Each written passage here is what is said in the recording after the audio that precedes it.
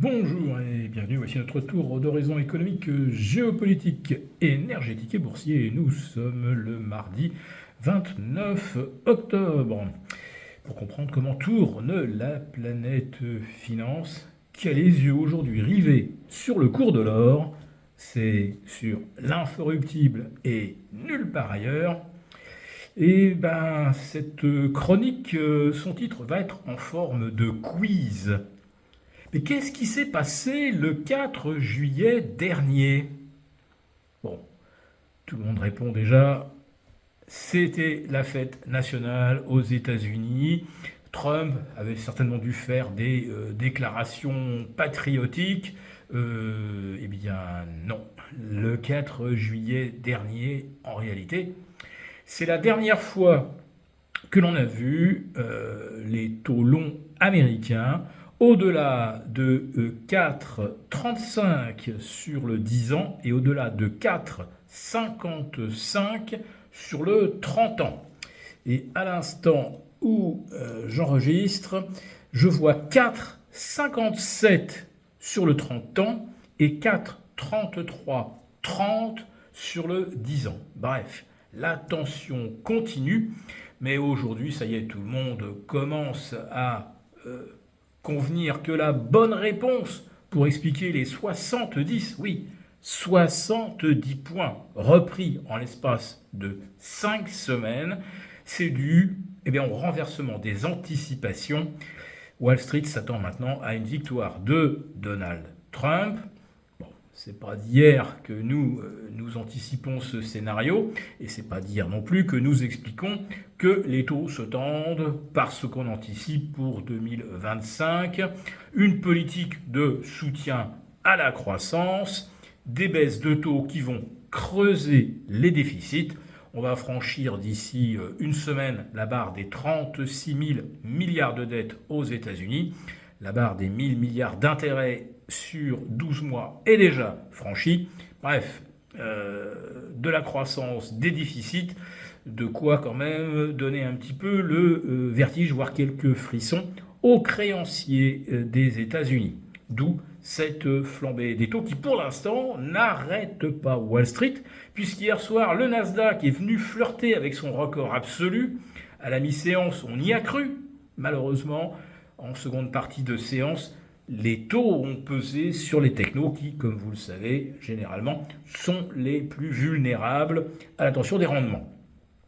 Quant à l'or, lui, je le disais dans le préambule, eh bien lui, il vient d'établir un nouveau record absolu à 2760 sur le spot, mais on est à 2771 à l'instant sur le contrat décembre. Nouveau plus haut absolu, il ne manque plus qu'un record de l'argent, record annuel, là ça ne sera pas un record historique, avec le débordement des 35 $. Là ça sera effectivement le grand coup d'envoi d'un rallye haussier sur l'argent. Nos abonnés à nos différentes lettres savent à quel point nous sommes aujourd'hui bullish sur l'argent et sur les valeurs argentifères. Oui, pendant que l'or bat des records en Allemagne, eh bien, c'est un petit peu le choc. Ça a été beaucoup commenté hier, mais il faut quand même y revenir. Volkswagen va fermer 3 usines. On avait d'abord parlé de une, puis 2. Maintenant, 3 usines. C'est jamais arrivé, en fait, dans l'histoire du constructeur. Les salaires pourraient être réduits de 10%, c'est à peu près ce qu'on anticipe. Et Volkswagen envisage 18%. Alors ça peut paraître énorme, inacceptable, sauf que avec les mesures de chômage technique depuis des mois, les salariés voient déjà leurs revenus amputés chaque mois de 10, 15, 20%. Quant aux intérimaires, on les a littéralement dégagés. On n'a jamais connu une telle crise, évidemment, au sein du groupe Volkswagen. Et le problème se situe aussi du côté des voitures électriques.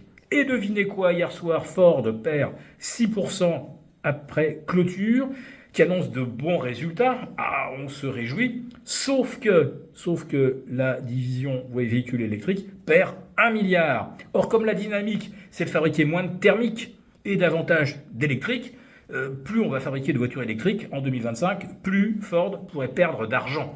C'est pour ça, les résultats, très bien, c'est une photo prise dans le rétroviseur, mais pour 2025, ça ne s'annonce vraiment pas bien. Oui, donc ce choc terrible qui fait prendre conscience aux Allemands à quel point leur industrie est dans la panade depuis en fait le début des hostilités en Ukraine et le boycott du gaz russe, puis le sabotage de Nord Stream.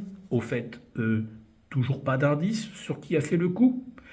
Les coûts de l'énergie donc ont coulé l'industrie allemande. Mais moi, ce que je ne comprends pas, c'est qu'on consacre des débats entiers aux problèmes de Volkswagen et qu'on ne parle pas de nos propres entreprises qui ferment leurs portes ou des PME qui tirent le rideau. 63 000 sur les 12 derniers mois et avec exactement en fait les mêmes causes que ce qui fait plonger Volkswagen.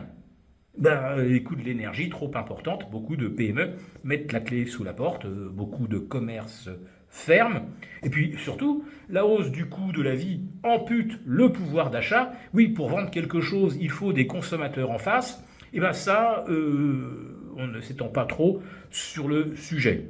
Or, les Allemands qui n'ont pas la culture du crédit comme les Américains, quand ils n'ont plus d'argent pour consommer, ils ne consomment plus et ils ne vont pas emprunter. Contrairement aux Américains, l'encours des dettes du crédit revolving atteint 1380 milliards de dollars. Et sur ce montant, il y aurait 7 à 8% d'emprunts, de dettes en défaillance, avec des retards de paiement, voire carrément des emprunteurs qui ne rembourseront pas. Voilà donc où nous en sommes, mais l'or continue de grimper. Et puis je vais quand même faire un petit clin d'œil sympathique à ceux qui aiment le Bitcoin, qui n'est plus qu'à 2% de son record absolu. Là aussi, le Bitcoin joue à fond la carte Trump depuis que Trump s'est prétendu le meilleur ami du Bitcoin, mais on sait ce que valent les promesses de Donald Trump. Pour vous remercier de votre fidélité, vous pouvez télécharger gratuitement en suivant le lien ci-dessous un guide complet sur l'achat d'or physique qui représente un investissement de choix en période économique incertaine et surtout d'inflation. Merci et à bientôt. Merci beaucoup d'avoir regardé cette vidéo. N'hésitez pas à réagir dans les commentaires ou à liker et partager cette vidéo si le contenu vous a plu. Et pour ne rater aucune de nos prochaines émissions, vous pouvez vous abonner à notre chaîne et activer les notifications. Et pour plus de contenu, n'oubliez pas que le dernier rapport rédigé par nos experts est accessible en cliquant sur le lien de description. On se retrouve tout de suite dans les commentaires et je vous dis à très bientôt pour une prochaine vidéo.